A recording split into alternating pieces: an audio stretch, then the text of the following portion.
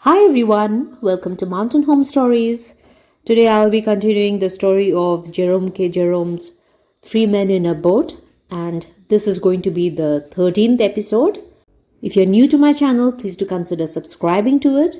And if you haven't read the earlier episodes, please do look into the videos in my channel, read those stories first, and then come back to listen to today's story.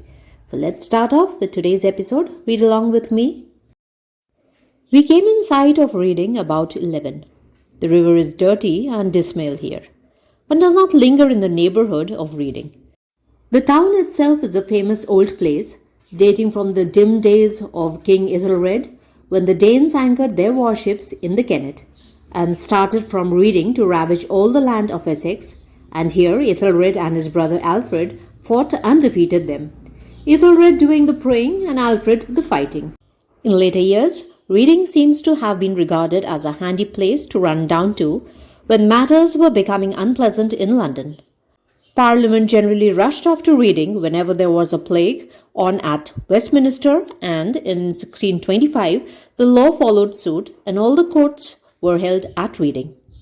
It must have been worthwhile having a mere ordinary plague now and then in London to get rid of both the lawyers and the Parliament.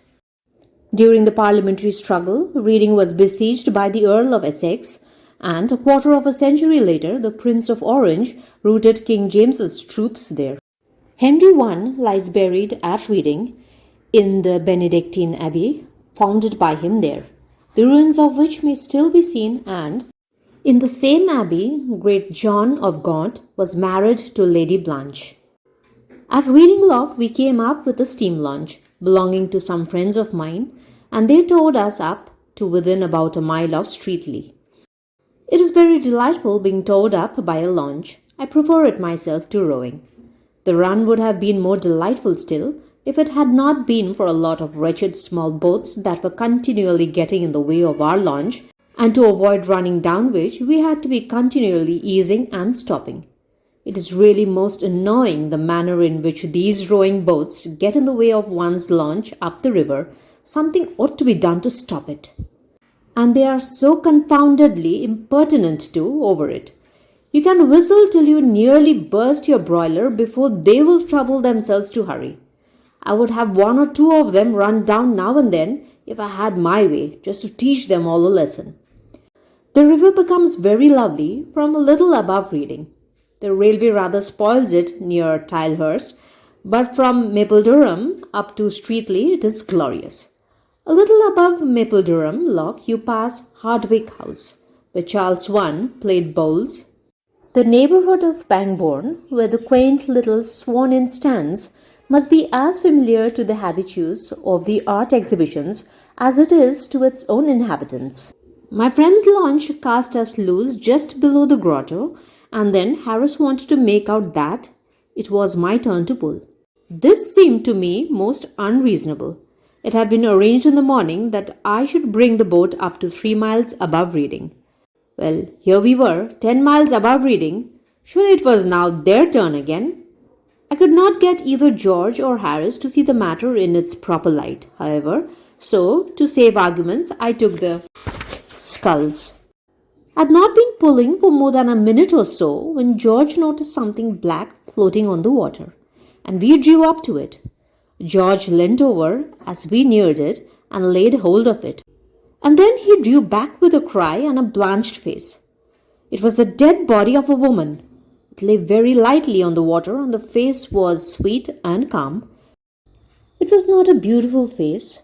It was too prematurely aged looking, too thin and drawn to be that, but it was a gentle, lovable face, in spite of its stamp of pinch and poverty, and upon it was that look of restful peace that comes to the faces of the sick sometimes when at last the pain has left them.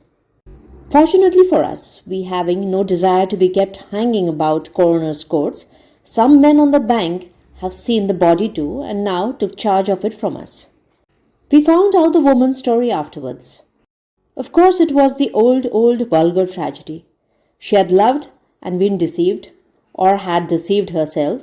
Anyhow, she had sinned. Some of us do now and then, and her family and friends, naturally shocked and indignant, had closed their doors against her. Left to fight the world alone, with the millstone of her shame around her neck, she had sunk ever lower and lower. For a while, she had kept both herself and the child on the 12 shillings a week that 12 hours drudgery a day procured herself, paying 6 shillings out of it for the child and keeping her own body and soul together on the remainder. 6 shillings a week does not keep body and soul together very unitedly. They want to get away from each other when there is only such a very slight bond on that between them, and one day, I suppose, the pain and the dull monotony of it all had stood before her eyes plainer than usual, and the mocking spectre had frightened her. She had made one last appeal to friends, but against the chill wall of their respectability, the voice of the erring outcast fell unheeded. And then she had gone to see her child, had held it in her arms and kissed it, in a weary, dull sort of way, and without betraying any particular emotion of any kind, and had left it, after putting into its hand a penny box of chocolate she had bought it, and afterwards, with her last few shillings, had taken a ticket and come down to Goring. It seemed that the bitterest thoughts of her life must have centred about the wooded reaches and the bright green meadows around Goring. But women strangely hug the knife that stabs them, and perhaps, amidst the gall, there may have mingled also sunny memories of sweetest hours spent upon those shadowed deeps over which the great trees bend their branches down so low. She had wandered about the woods by the river's brink all day, and then, when evening fell and the grey twilight spread its dusky robe upon the waters, she stretched her arms out to the silent river that had known her sorrow and her joy. And the old river had taken her into its gentle arms, and had laid her weary head upon its bosom, and had hushed away the pain. Thus has she sinned in all things, sinned in living and in dying. God help her, and all other sinners, if any more there be. Goring on the left bank and Streatley on the right are both, or either, charming places to stay at for a few days. The reaches down to Pangbourne woo one for a sunny sail or for a moonlight row, and the country round about is full of beauty. We had intended to push on to Wallingford that day, but the sweet smiling face of the river had lured us to linger for a while, and so we left our boat at the bridge and went up into Streatley and lunched at the Bull, much to Montmorency's satisfaction. They say that the hills on each side of the stream here once joined and formed a barrier across what is now the Thames, and that then the river ended there above Goring in one vast lake. I am not in a position either to contradict or affirm this statement. I simply offer it. It is an ancient place, Streatley, dating back, like most riverside towns and villages, to British and Saxon times. Goring is not nearly so pretty a little spot to stop at as Streatley, if you have your choice, but it is passing fair enough in its way, and is nearer the railway in case you want to slip off without paying your hotel bill. We stayed 2 days at Streatley and got our clothes washed. We had tried washing them ourselves in the river under George's superintendence, and it had been a failure. Indeed, it had been more than a failure, because we were worse off after we had washed our clothes than we were before. Before we had washed them, they had been very, very dirty, it is true, but they were just wearable. After we had washed them, well, the river between Reading and Henley was much cleaner after we had washed our clothes in it than it was before. All the dirt contained in the river between Reading and Henley we collected during that wash and worked it into our clothes. The washerwoman at Streatley said she felt she owed it to herself to charge us just 3 times the usual prices for that wash. She said it had not been like washing, it had been more in the nature of excavating. We paid the bill without a murmur.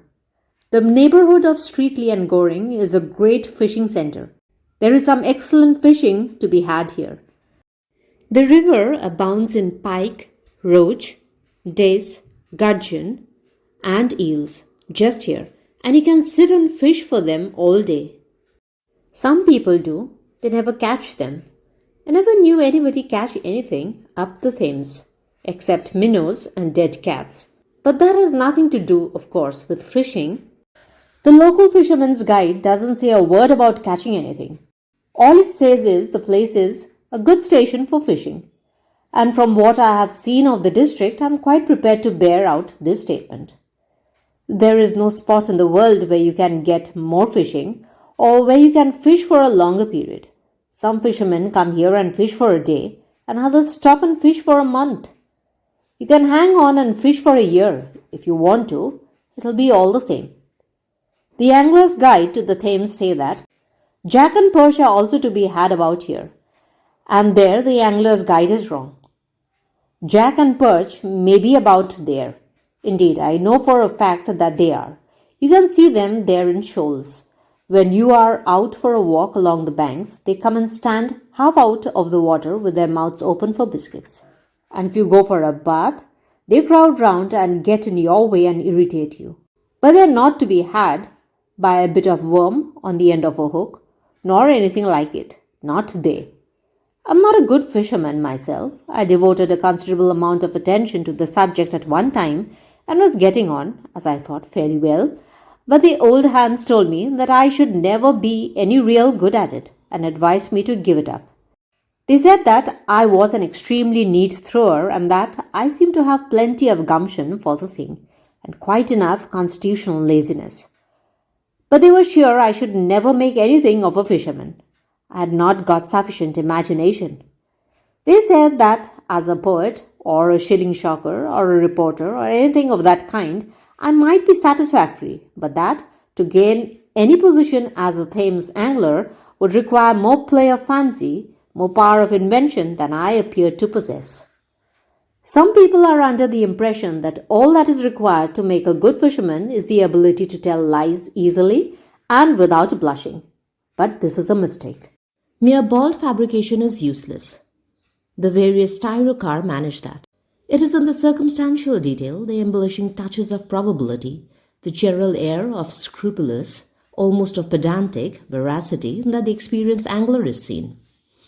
Anybody can come in and say, "Oh, I caught 15 dozen perch yesterday evening," or "Last Monday I landed a gudgeon weighing 18 pounds and measuring 3 feet from the tip to the tail."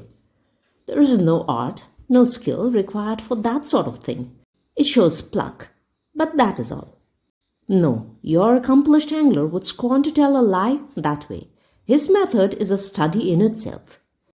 He comes in quietly with his hat on, appropriates the most comfortable chair, lights his pipe, and commences to puff in silence. He lets the youngsters brag away for a while, and then, during a momentary lull, he removes the pipe from his mouth and remarks, as he knocks the ashes out against the bars, "Well, I had a haul on Tuesday evening that it's not much good my telling anybody about." "Oh, why's that?" they ask. "Because I don't expect anybody would believe me if I did," replied the old fellow calmly and without even a tinge of bitterness in his tone, as he refills his pipe and requests the landlord to bring him 3 of Scotch cold. There is a pause after this, nobody feeling sufficiently sure of himself to contradict the old gentleman. So he has to go on by himself without any encouragement.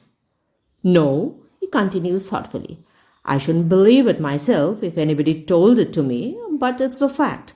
For all that, I had been sitting there all the afternoon and had caught literally nothing, except a few dozen days and a score of jack, and I was just about giving it up as a bad job when I suddenly felt a rather smart pull at the line. I thought it was another little one, and I went to jerk it up. Hang me if I could move the rod.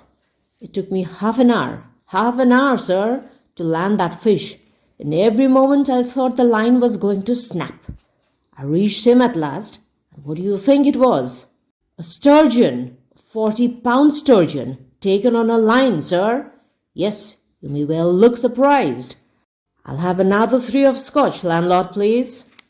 And then he goes on to tell of the astonishment of everybody who saw it, and what his wife said when he got home, and of what Joe Buggles thought about it.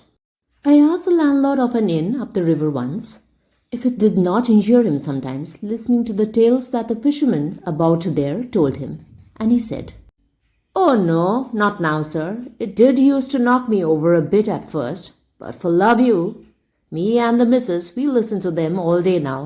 It's what you're used to, you know. It's what you're used to."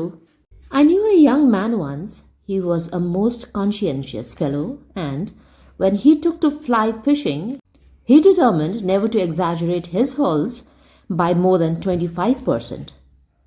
"When I have caught 40 fish," he said, "then I will tell people that I have caught 50 and so on. But I will not lie any more than that, because it is sinful to lie." But his 25% plan did not work well at all. He never was able to use it. The greatest number of fish he ever caught in a day was 3. And you can't add 25% to 3, at least not in fish. So he increased his percentage to 33 and a third, and that again was awkward. When he had only caught 1 or 2, or to simplify matters, he made up his mind to just double the quantity. He stuck to his arrangement for a couple of months, and then he grew dissatisfied with it. Nobody believed him when he told them that he only doubled, and he, therefore, gained no credit that way whatever, while his moderation put him at a disadvantage among the other anglers. When he had really caught 3 small fish and said he had caught 6, it used to make him quite jealous to hear a man, whom he knew for a fact had only caught 1, going about telling people he had landed 2 dozen. So he eventually made one final arrangement with himself, which he has religiously held to ever since, and that was to count each fish that he caught as 10, and to assume 10 to begin with. For example, if he did not catch any fish at all, then he said he had caught 10 fish. He could never catch less than 10 fish by his system. That was the foundation of it. Then, if by chance he really did catch 1 fish, he called it 20, while 2 fish would count 30, 3 40, and so on. It is a simple and easily worked plan, and there has been some talk lately of its being made use by the angling fraternity in general. Indeed, the committee of the Thames Anglers Association did recommend its adoption about 2 years ago, but some of the older members opposed it. They said they would consider the idea if the number were doubled and each fish counted as 20. If ever you have an evening to spare up the river, I should advise you to drop into one of the little village inns and take a seat in the tap room. You will be nearly sure to meet 1 or 2 old rodmen sipping their toddy there, and they will tell you enough fishy stories in half an hour to give you indigestion for a month. George and I don't know what had become of Harris. He had gone out and had a shave early in the afternoon, and had then come back and spent full 40 minutes in pipe-claying his shoes. We had not seen him since. George and I, therefore, and the dog left to ourselves and went for a walk to Wallingford on the second evening, and, coming home, we called in at a little riverside inn for a rest and other things. We went into the parlour and sat down. There was an old fellow there smoking a long clay pipe, and we naturally began chatting. He told us that it had been a fine day today, and we told him that it had been a fine day yesterday, and then we all told each other that we thought it would be a fine day tomorrow, and George said the crops seemed to be coming up nicely. After that it came out, somehow or other, that we were strangers in the neighbourhood and that we were going away the next morning. Then a pause ensued in the conversation, during which our eyes wandered round the room. They finally rested upon a dusty old glass case, fixed very high up above the chimney piece and containing a trout. It rather fascinated me, that trout. It was such a monstrous fish. In fact, at first glance, I thought it was a cod. "Ah," said the old gentleman, following the direction of my gaze. "Fine fellow that, ain't he?" "Quite uncommon," I murmured, and George asked the old man how much he thought it weighed. 18 pounds 6 ounces, said our friend, rising and taking down his coat. "Yes," he continued, "it was 16 years ago, come the 3rd o' next month, and I landed him. I caught him just below the bridge with a minnow. They told me he was in the river, and I said I'd have him, and so I did. You don't see many fish that size about here now. I'm thinking, good night, gentlemen. Good night. And out he went and left us alone. We could not take our eyes off the fish after that. It really was a remarkable fine fish. We were still looking at it when the local carrier, who had just stopped at the inn, came to the door of the room with a pot of beer in his hand, and he also looked at the fish. "Good-sized trout, that," said George, turning round to him. "Ah, you may well say that, sir," replied the man, and then, after a pull at his beer, he said, "Maybe you wasn't here, sir, when that fish was caught." "No," we told him. "We were strangers in the neighborhood." "Ah," said the carrier. "Then, of course, how should you? It was nearly 5 years ago that I caught that trout." "Oh, was it you who caught it then?" said I. "Yes, sir," replied the genial old fellow. "I caught him just below the lock, at least what was the lock then, one Friday afternoon. And the remarkable thing about it is that I caught him with a fly. I had gone out pike fishing, bless you, never thinking of a trout, and when I saw that whooper on the end of my line, blessed if it didn't quite take me aback. Well, you see, he weighed 26 pounds. Good night, gentlemen, good night."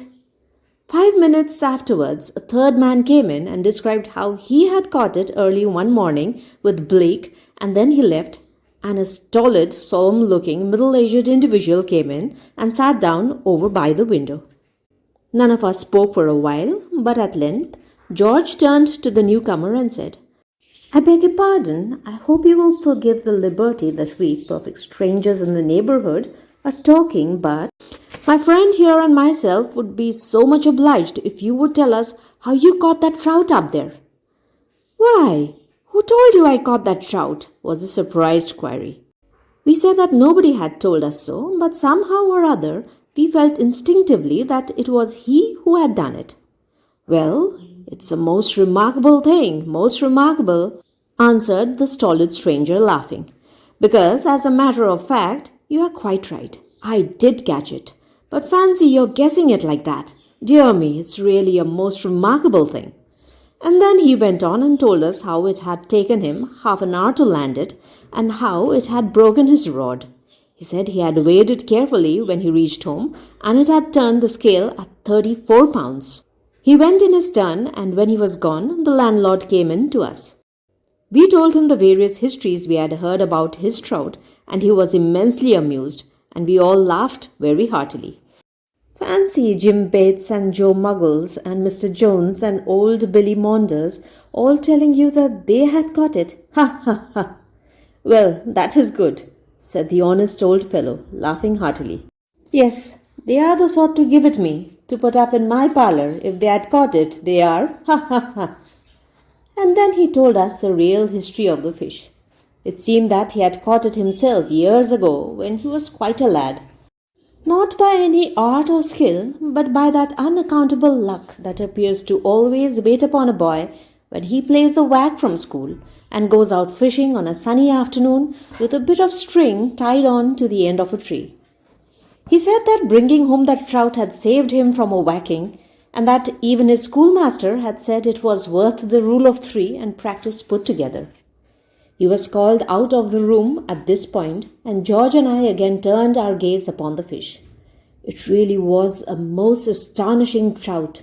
The more we looked at it, the more we marveled at it. It excited George so much that he climbed up on the back of a chair to get a better view of it.